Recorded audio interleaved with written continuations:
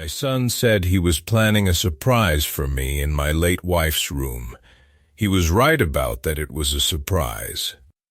I was so surprised, I had to evict him from my house. He physically blocked me from the one place left in the world that still held her scent, telling me with a strained smile that I couldn't come in. The real surprise wasn't his little project. It was the cold-blooded betrayal behind it. It was a betrayal that made me reclaim the home I built, the memories I cherished, and the dignity he tried to take from me. And I did it in a way he never, ever saw coming. If you believe that some things are sacred, that everyone has a right to their own grief, then you'll want to hear this. Make sure you subscribe and turn on notifications, because this is a story about where the line gets drawn. This house, this isn't just wood and nails to me. I built it. I drew up the plans on my own drafting table in the back of my hardware store, right here in Marietta, our little slice of Ohio. Every 2x4, every shingle, every single pane of glass was chosen and placed by me and my Carol. We bought this land when it was just a tangle of woods overlooking a creek that fed into the Muskingum River.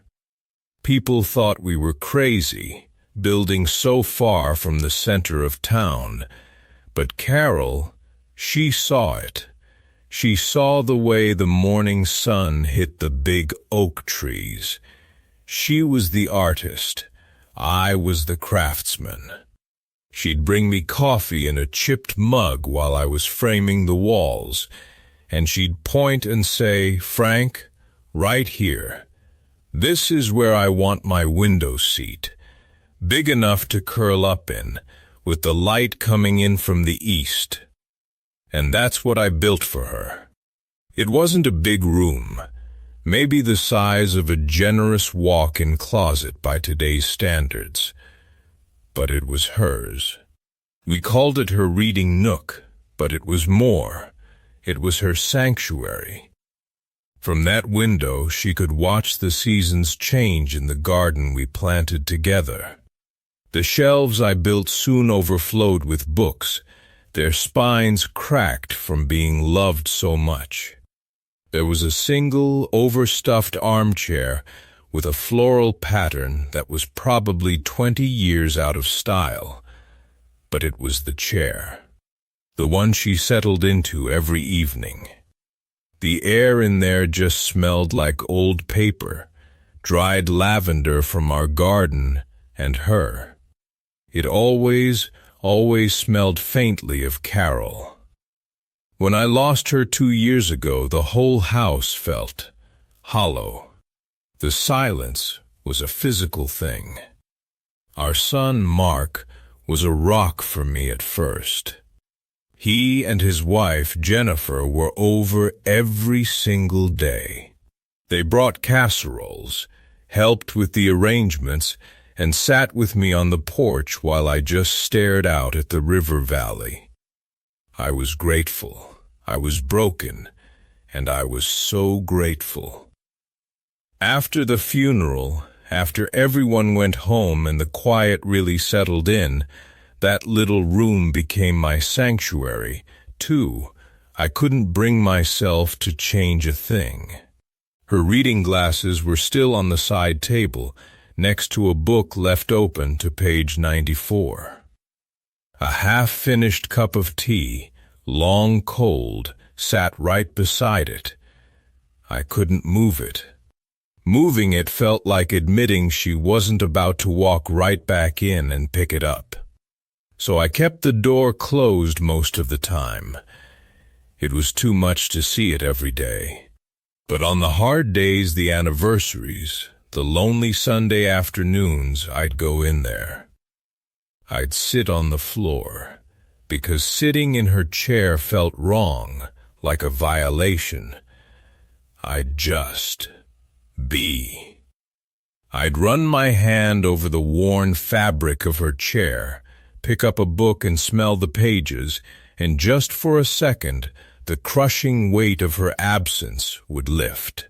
It was the one place her memory felt truly alive, not like a ghost, but like a warm hug. It was the heart of the house she'd helped me build. And I never told a soul, not even Mark, how much I needed that room to stay just the way it was. I thought I didn't have to.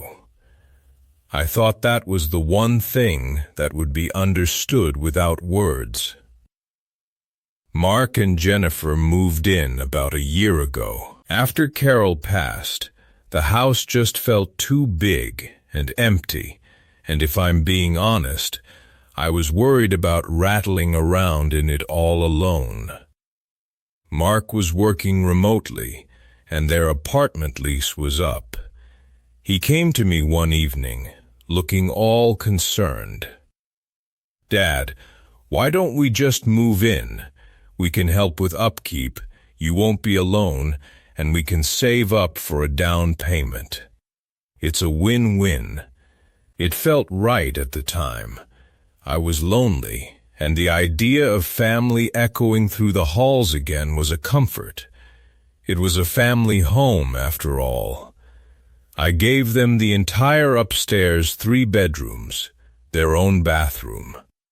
All I kept for myself was my and Carol's old master bedroom on the first floor, and of course her reading nook next to it. That was our deal. My space, their space, and our shared spaces. The first 6 months were fine, even pleasant. We fell into a nice routine. But then, Jennifer got pregnant, and a strange new tension started seeping into the house, quiet as a fog rolling in off the river. It started with little comments at the dinner table. "You know, Dad," Jennifer said one night, swirling her pasta, "this house has such great bones, but it's a lot of dated space." I just nodded. "Your mother and I liked it this way." A week later, Mark brought it up. "We were thinking, Dad, with the baby coming, we're going to need more room. This house is so big, it just needs to grow with the family, you know." "You have the whole second floor, Mark," I said, keeping my voice level. "That's more space than you and your mother and I had when you were born." He'd drop it, but the seed was planted. Their new favorite word was practical. "It's just not practical, Dad, to heat a whole room that nobody uses," Mark said one Saturday as he walked past Carol's closed door. "I use it," I said, a little sharper than I meant to. He gave me this look, a mix of pity and frustration. "Dad, sitting in there once a month isn't using it. It's a shrine. And we need life in this house." That stung, as if Carol's memory wasn't life, as if the love that built this house was just dead weight. Then things started to go missing from the nook. Small things. I went in one afternoon, and the little porcelain bird Carol kept on the windowsill was gone. I asked Jennifer about it, trying to sound casual. "Oh, that thing?" she said, waving her hand. "It was so dusty. I packed it away with some other knickknacks to keep it safe. Things get so cluttered, you know?" She pointed to a neatly taped cardboard box in the hall. My stomach clenched. I didn't want it safe in a box. I wanted it on the windowsill where Carol put it. A few weeks later, a stack of Carol's favorite gardening books vanished. This time, I asked Mark. "Yeah, I moved them, Dad," he said, not even looking up from his laptop. Jen's allergies are acting up, and those old books are just dust magnets. I put them in a sealed bin in the attic. It's more practical. There it was again. Practical. It was starting to sound like an insult. They were being practical. And I, with my grief and my memories, was being impractical. Sentimental. Just a foolish old man in the way. The tension around that room got thicker.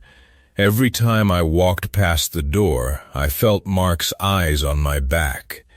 If he saw me going to open it, he'd find a reason to stop me. "Hey, Dad, can you give me a hand?" Or, "Dad, Jennifer was just asking what you wanted for dinner." It was subtle, but it was constant. He was gently, persistently, herding me away from that one door. The breaking point started on a Sunday. We were having some family over, just a few cousins. The house was humming with conversation and smelled like roasted chicken. I was feeling a bit overwhelmed by the noise, and I excused myself to get a moment of peace. I headed for Carol's room, for my sanctuary. As I reached for the doorknob, Mark flew down the hallway and put his body right between me and the door. "Whoa, Dad, you can't go in there right now," he said, smiling, but it was a tight, brittle thing. It didn't reach his eyes. I stopped, my hand in mid-air. "What are you talking about?" "I just want to sit for a minute. It's a surprise, for you," he said, his voice a little too loud, too cheerful. He put a firm hand on my shoulder, trying to steer me away. "Jennifer and I have been working on a little project. You'll love it, but it's not ready yet." I looked at him, really looked at the sweat on his brow, the way his eyes darted past me, refusing to meet my gaze. And then I heard something from behind the door, a faint scraping sound, like furniture being dragged across the hardwood. Carol's chair. A cold dread settled in my gut. This wasn't a gift. It was a cover-up. He wasn't keeping me out to prepare a surprise. He was keeping me out because the damage was already done. "Mark," I said, my voice dangerously low. "What did you do?" "Dad, relax," he said, his smile faltering. "Trust me, it's a family decision. We're making this house work for all of us." He put his hand flat on the door, physically barring my way. My son, my own son, standing guard to keep me out of my wife's room in the house I built for her. He was treating me like a child, like a confused old man who didn't know what was practical. In that moment, with his hand on that door and a lie on his lips, the son I knew just vanished, and in his place stood a stranger who was tearing apart a memory and calling it a surprise. I didn't push him. I didn't yell.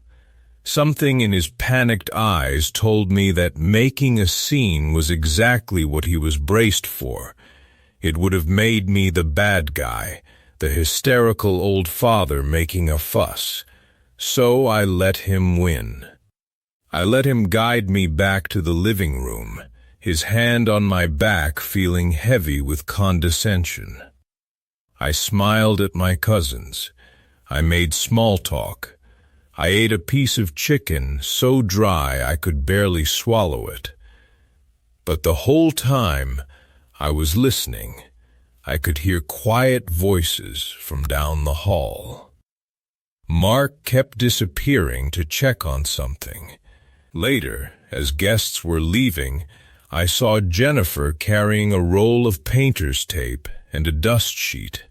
When she saw me looking, her face went pale, and she hurried upstairs, muttering something about organizing the linen closet.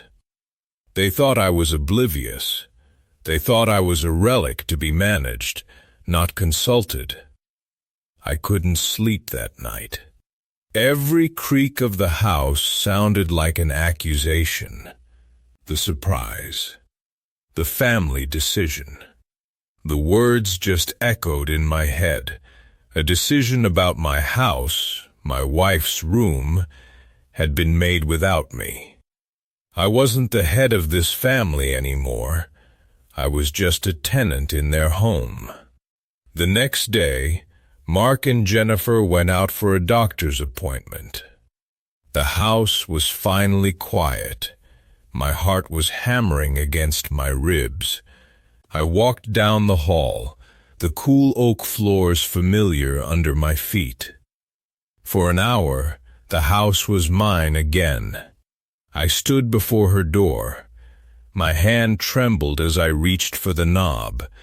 There was never a lock on it. It was a place built on trust. I turned the knob and pushed the door open, and my world just fell away. The first thing that hit me was the smell. Not old books and lavender, but the sharp chemical stench of fresh paint. The walls, once a soft buttery yellow that Carol called sunbeam, were now a sterile baby blue. My eyes scanned the room, desperate to find something familiar. But it was all gone. The floor-to-ceiling bookshelves I built with my own hands had been ripped out. Raw, gaping wounds in the drywall were spackled over, still damp. Her overstuffed armchair with the faded floral pattern was gone. Her reading glasses, her book, the cold cup of tea, all of it vanished. The window seat was still there, but its cushion was gone, replaced by a folded-up moving blanket. In the middle of the room stood a half-assembled white crib. Next to it, flat-packed boxes for a changing table. My wife's sanctuary, the last piece of her that felt real, had been gutted. Stripped, erased, it wasn't a reading nook anymore. It was a construction site for a life I hadn't been invited to. The hurt felt like a punch to the gut. It knocked the air right out of me. This wasn't just about a room. This was about being told my grief had an expiration date, that my memories were an inconvenience. They hadn't just redecorated. They had taken a scalpel to my heart and cut out the part that still bled for Carol. They had looked at my love and my loss, and all they saw was wasted square footage. A practical problem to be solved. I slowly backed out of the room and closed the door. My hand didn't make a sound. There was no rage. The yelling was all on the inside. What came over me was a profound, terrifying calm. The kind of calm you feel after the storm has passed, and all you can see is the wreckage. The kind of calm that comes when you realize you have absolutely nothing left to lose. They wanted to give me a surprise, and right then, I decided I'd give them one right back.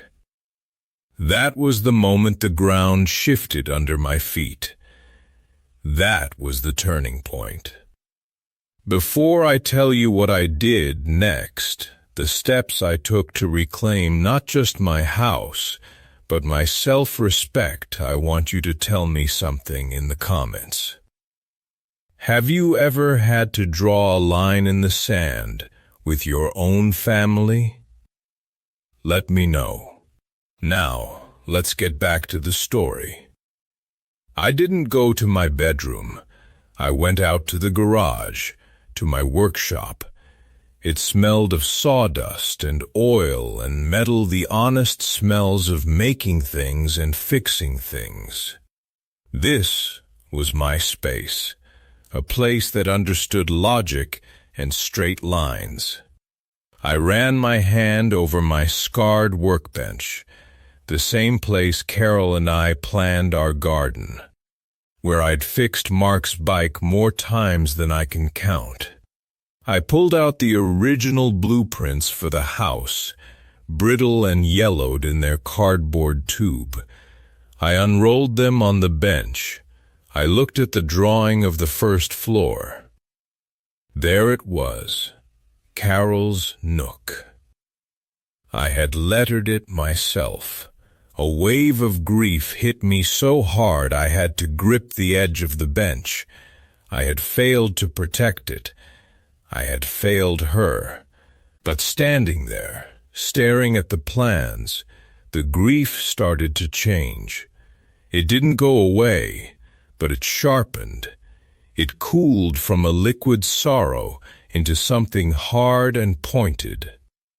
Steel. I'm a builder. I'm a hardware man. I've spent my life solving practical problems.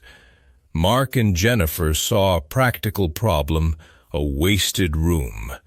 They came up with their own practical solution. Now I would come up with mine. My mind started working, not with anger, but with a cold, clear purpose. I pulled out a legal pad. At the top I wrote the plan. First, finances. They'd been living here rent-free for a year. I paid the mortgage, the property taxes, the insurance, the utilities. They paid for their own groceries, but the roof over their heads? That was all me. A gift I gave out of love. Now, I saw it for what it was, leverage. I went to my office and pulled out the binder with all the household documents. I found the original deed, Frank and Carol Miller. My name. Her name, not Mark's. Then I found all the utility bills from the past year. I got out a calculator and I started adding. Electric, gas, water, taxes. I calculated a fair market rent for the entire second floor of a house in our part of Marietta. I made a spreadsheet. Numbers don't lie. Numbers aren't sentimental. They're just facts. Second, the law. Marietta is a small town, but it has rules. People think family is different, that the rules don't apply. They're wrong. I spent 2 hours online reading Ohio statutes on tenant rights and eviction. Even with no written lease, the fact that they'd lived here for a year and got their mail here gave them rights. I couldn't just throw their things on the lawn. It had to be done by the book. Clean, official.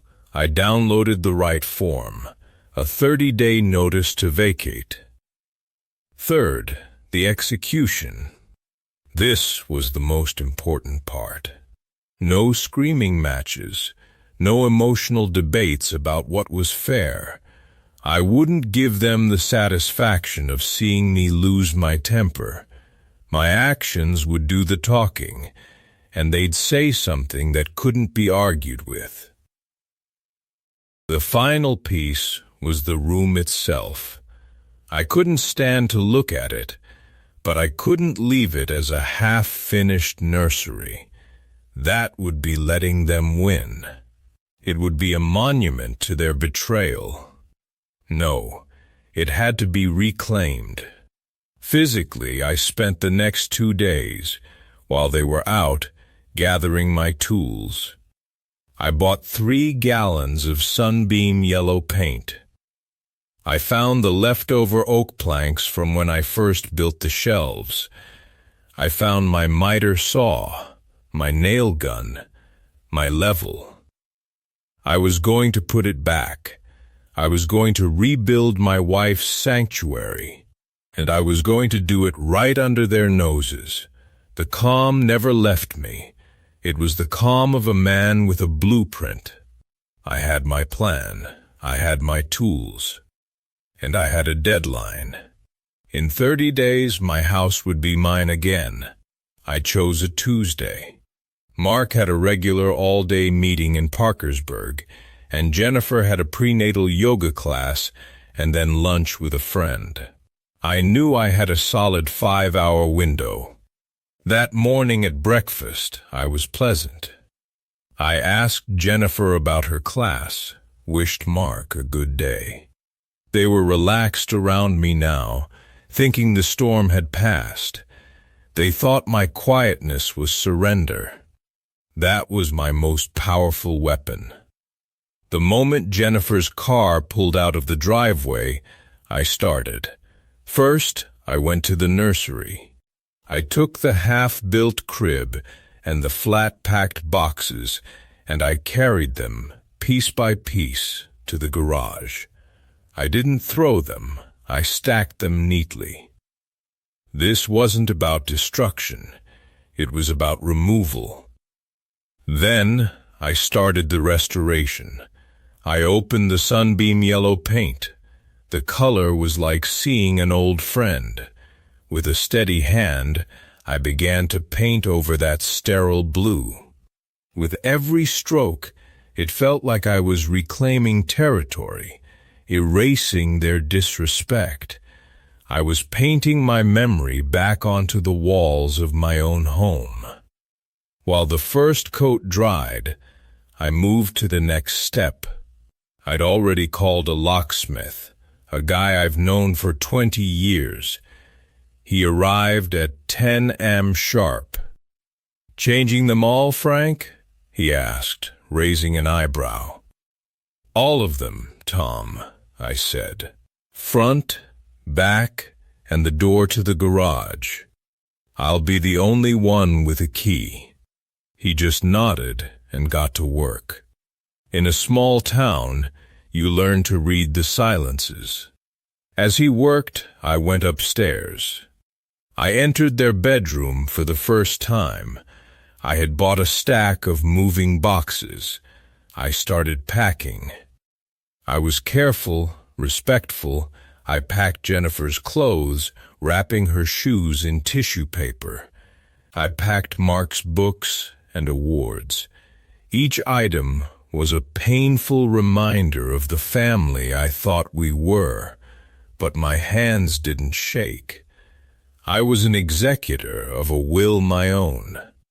I labeled each box with a black marker: Mark clothes, Jennifer bathroom.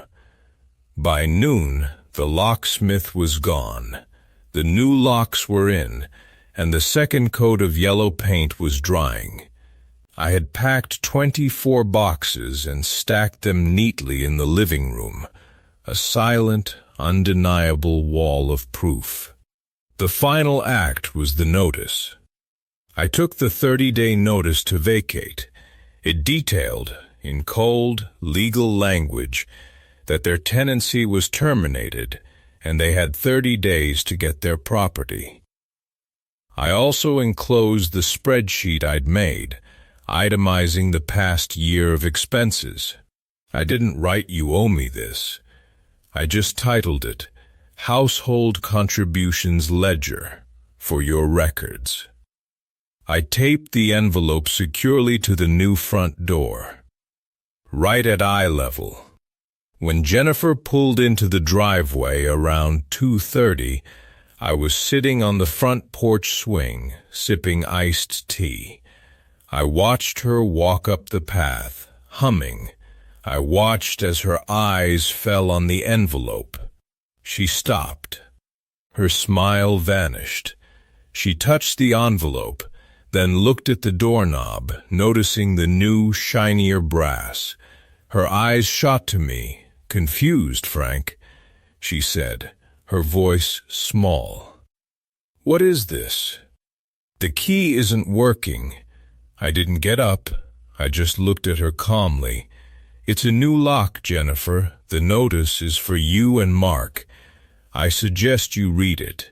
It's all very straightforward. She tore it open, her hands shaking. I watched her scan the legal document, her eyes getting wider. Then she saw the spreadsheet, the long columns of numbers. The color drained from her face.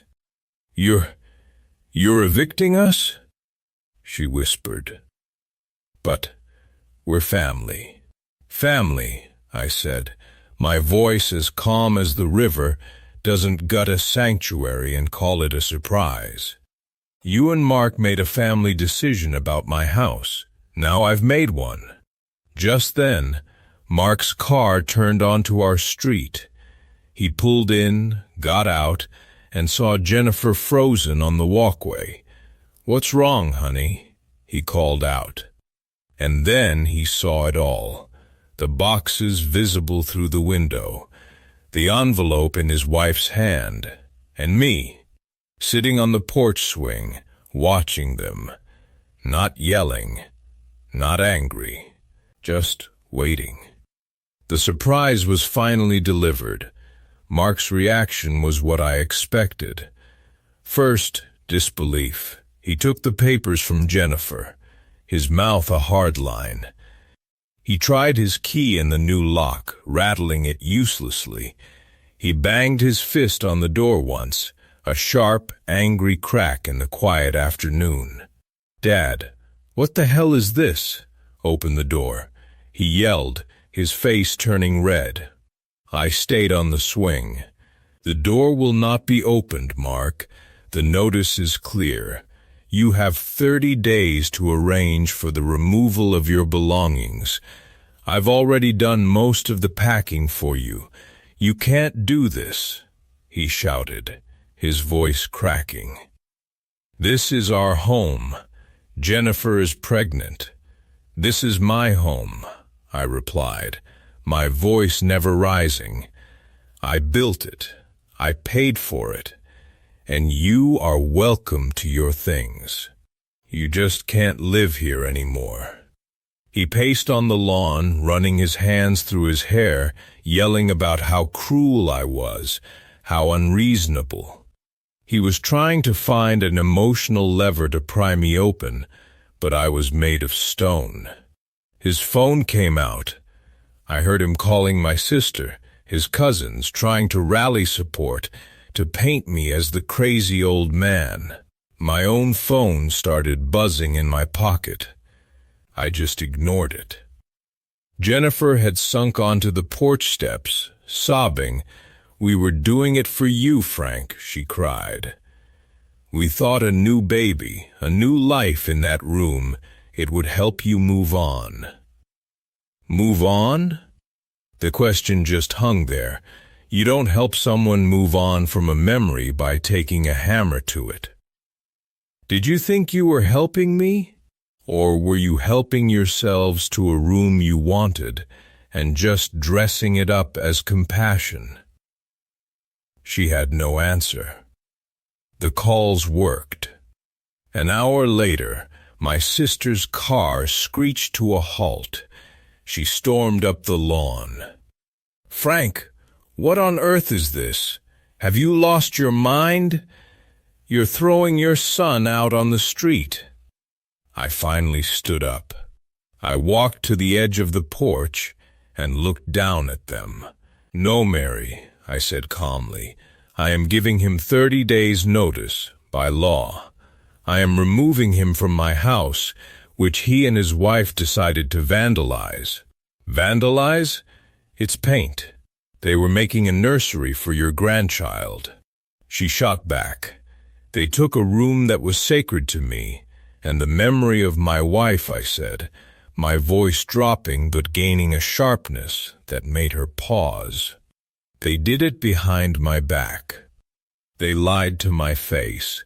They barred me from my own property. They treated me like an obstacle in my own home. This is not about paint. This is about respect. A line was crossed that can never be uncrossed. I turned back to Mark. You have 30 days. Call a moving company.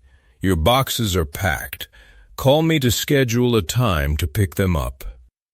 He just stared, his rage collapsing into stunned horror. He was finally getting it. This wasn't a negotiation. It was a verdict. They left. My sister took them. The silence that fell over the house was profound.